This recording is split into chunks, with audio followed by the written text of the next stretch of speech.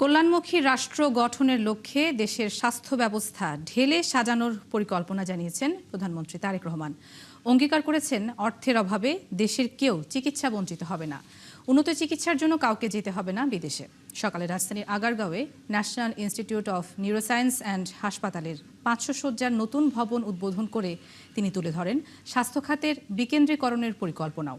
পরে আরেক অনুষ্ঠানে যোগ দিয়ে শিক্ষকদের অবসরকালীন ভাতা প্রদানের উদ্বোধন করেন প্রধানমন্ত্রী। মোহন ইসলামের প্রতিবেদন।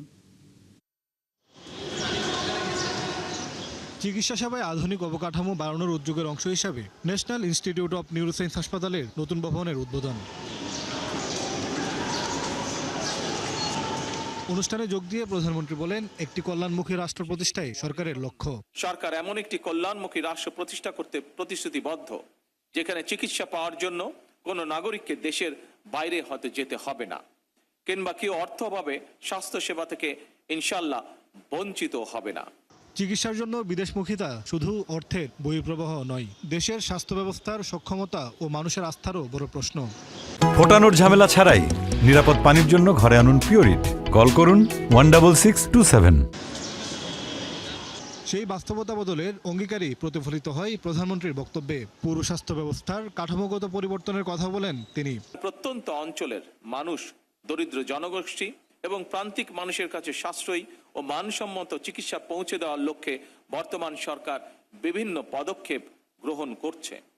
প্রত্যন্ত অঞ্চলের একজন রোগী যাতে যে কোনো চিকিৎসার জন্য প্রচুর অর্থ ব্যয় করে রাজধানীতে আসতে না হয়, এই জন্য সরকার হেলথ কার্ডের মাধ্যমে একটি আধুনিক ও কার্যকর রেফারেন্স সিস্টেম গড়ে তোলার পাশাপাশি চিকিৎসা সুবিধা মানুষের দোরগোড়ায় পৌঁছে দেওয়ার জন্য কাজ শুরু করেছে।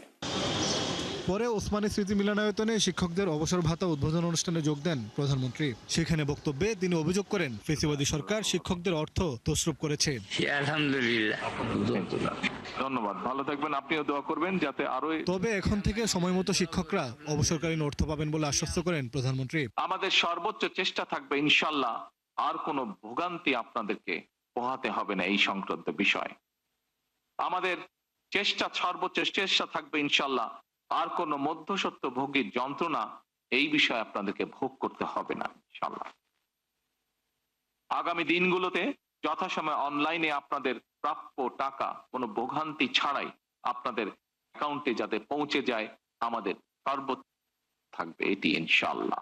অবসরে গিয়েও শিক্ষকদের সমাজ গড়ার কাজে যুক্ত থাকার আহ্বান জানান প্রধানমন্ত্রী তারেক রহমান। মোহন ইসলাম, ৭১, ঢাকা।